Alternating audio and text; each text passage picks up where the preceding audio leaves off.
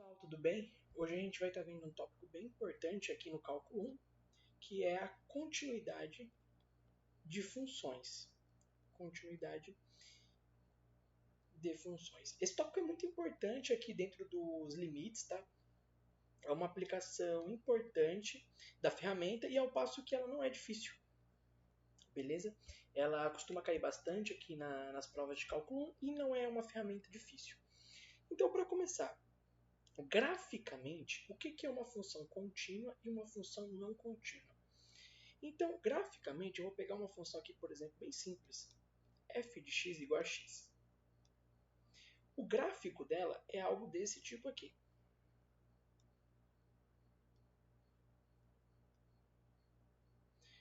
Vou tentar x eixo y, vou pegar uma outra cor aqui.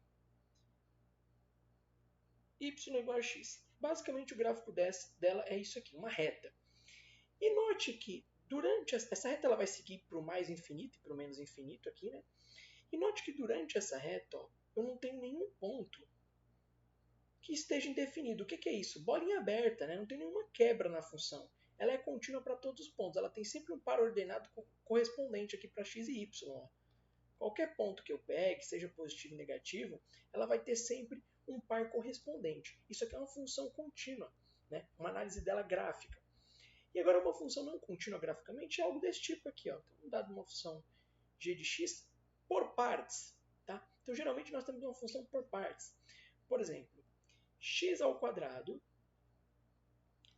se x menor que 2, 3, se x igual a 3, e, sei lá, algo como x mais 1, se x maior que 3. Se você for construir o gráfico dessa função aqui, você vai obter pontos indefinidos aqui, pontos diferentes. E aí vai ser óbvio que essa função ela não é contínua, tá? Principalmente se ela não estiver definida em algum ponto. Então você vai obter comportamentos diferentes aqui para essa mesma função. O gráfico de uma função contínua, uma função não contínua, perdão, vai ser algo desse tipo aqui, ó. Agora a gente sem ser a outra, né? Sem ser a anterior, uma outra função qualquer. Segue uma reta, bolinha aberta, ó, e daqui uma reta constante. Então são dois gráficos assim bem fáceis de você identificar, tá? Função contínua, função tradicional, uma função não contínua, uma função aqui que você vai ver um intervalo, uma bolinha aberta, que significa que aqui não tem ponto definido, tá? E esse gráfico aqui, a ponto de curiosidade, ele é representado geralmente por uma função por partes como essa daqui, beleza? Então, graficamente seria isso. Beleza. E qual que é a definição, né? Quando uma função ela é contínua? Então, uma função ela é contínua dado três requisitos. É uma função definida, então f de x está definida. Não se preocupe muito com essa propriedade aqui especificamente. Basicamente, toda função está definida. Toda função que você receber, ela vai ter domínio e contradomínio, tá bom? Então, se existe limite para essa função, então, se existe limite de f de x, e a gente já debateu na aula passada condição para existir limite, né? E também se o limite dessa função f de x, quando x tende a um valor a qualquer, é exatamente igual a f de a. Então, essa função vai estar contínua nesse ponto, quando o limite de f de x, quando x tende a foi exatamente igual a f de a. São as condições para a continuidade de uma função. Vamos pegar uma função qualquer aqui, tá? Então, f de x igual a x ao quadrado. Eu quero saber se essa função está definida no intervalo fechado 1 e 3, por exemplo. Beleza, como é que eu prossigo? Eu calculo os limites do limite desse intervalo. Então, eu vou calcular o limite de f de x, ou seja, limite de x quadrado, quando x tende a 1 pela direita, para valores maiores do que 1, né? Porque é a partir de 1 a 3. E aí basta você calcular isso. Isso aqui vai dar 1 ao quadrado, que é 1. Ao passo que se você calcular f de 1, você também vai obter 1 ao quadrado igual a 1.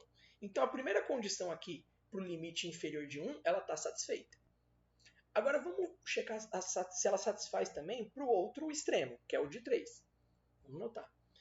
Então o limite de x ao quadrado, quando x tende a 3, dessa vez, pela esquerda. Basta eu calcular 3 ao quadrado e isso dá 9. E vamos calcular também f de 3. Isso aqui é a mesma coisa que 3 ao quadrado, que também dá 9. Ou seja, como a função ela cumpre os requisitos tanto para o ponto inferior 1 quanto para o ponto inferior 3, esse limite aqui está definido. Essa função ela é contínua. Beleza, pessoal? Então, quando nós teremos uma função do tipo não contínuo? Bom, no exemplo anterior, a gente pode analisar ele, né? Só transportar para cá que fica mais fácil. Então, a gente pode analisar o meu primeiro exemplo lá, aquela função g de x. Depois que a gente fez uma ideia de como se comporta graficamente, vamos ter ideia de como se comporta algebricamente. Vamos calcular o limite aqui dessa função para cada ponto. Então, x menor que 2. Limite dessa função g de x, eu posso substituir aqui x tendendo a 2 pela esquerda, valores menores que 2, né? Até 2 no máximo. E aí, ela me falou que isso aqui se comporta como x ao quadrado, então é igual a 2 ao quadrado, que é igual a 4. Beleza. Agora vamos calcular. O limite de quando x é igual a 3, nem preciso calcular, né? É igual a 3. Então, o limite de g de x quando x tende a 3 é exatamente igual a 3, é uma função constante. E o limite de g de x quando x é maior do que 3 é igual à função x mais 1. Né? Então, o limite de g de x quando x tende a 3 pela direita, ou seja, valores superiores a 3, é igual a x mais 1, né, função aqui, então eu vou trocar x por 3. 3 mais 1, que é igual a 4. Essa função, ela é contínua? Com certeza não. Essa função não é contínua. E por que aqui a gente fala que essa função, além de ser contínua, ela é contínua nesses pontos aqui? É porque essa questão especificamente, ela perguntou sobre a continuidade nesse intervalo. Ao passo que aqui a pergunta é a continuidade da função como um todo. Essa função não é contínua.